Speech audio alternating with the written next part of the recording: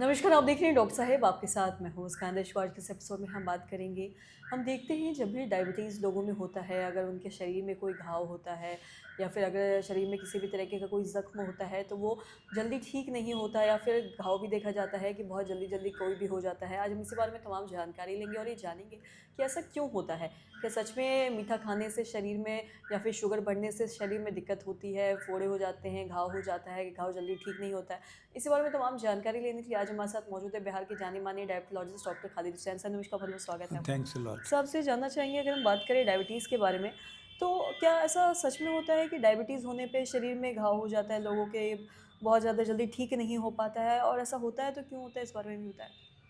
Actually ये जब uncontrolled diabetes है या diabetes which has not been diagnosed and patient presenting in OPD with boils और any skin lesions, तो हम लोग तो अननोन केसेस में भी पहले फर्स्ट टेस्ट करते हैं शुगर का, और in majority of the cases the sugar is high.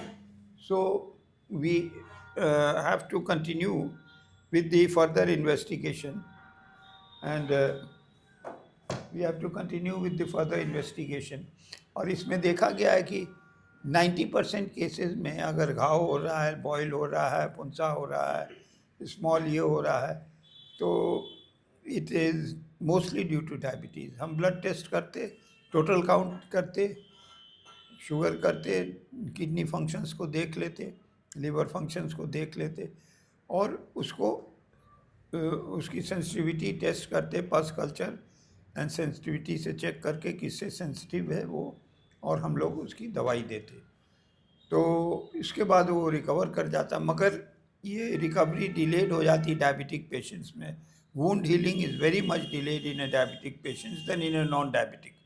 तो इसलिए, और first and foremost thing is to control diabetes, followed by this control of the infection by antibiotics, suitable antibiotics and other drugs। तो ये जो है, और ये चीज़ और बता दें कि specially foot ulcers if they get not controlled, तो वो जो है न्यूरोपैथिक अल्सर में कन्वर्ट होगा, तो he might lose his feet because of amputation and these things.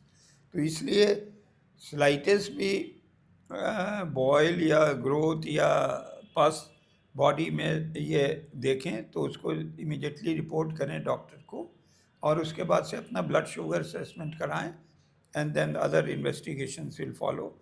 और अर्ली केसेस में डिटेक्ट हो गया तो ये बहुत जल्दी कंट्रोल हो जाता है। और thirdly, they need daily dressing, so daily dressing should be done, and if it is not done, then the healing will be delayed। once sugar अगर control हो गया तो healing भी quickly resolve कर जाएगी। so these are the main things which happens in a diabetic ulcers, which can happen any part of the body, और उसमें first thing control करना है शुगर को, followed by other things। तो this is the main concept which we do and which we follow. और patient को, ऐसे भी एक नॉर्मल पेशेंट बार बार कह रहा है हमको बॉयल होता है, तो उसका शुगर डेफिनेटली चेक कर लेंगे। शुगर से पता चल जाएगा कि इसको शुगर है या नहीं, क्योंकि शुगर में ही कॉमन बहुत है, और नहीं भी शुगर है तो उसका बॉयल का ट्रीटमेंट तो करना ही करना है। डिलेड हीलिंग उसमें नहीं होगी, उसमें जल्दी हो जाएगी, मगर शुगर में प्रॉब्लम है डिलेड हीलिंग की। And sometimes we have to admit the patient in the hospital to monitor his progress and his treatment। So these are the 5 things which I said just now, which should be followed in all cases of boils, abscess or any growth on the skin। And first and foremost, my advice, because I have seen so many cases, so is to check the blood sugar, and definitely after that other things will follow। So this is my this is the what I wanted to say। Ji.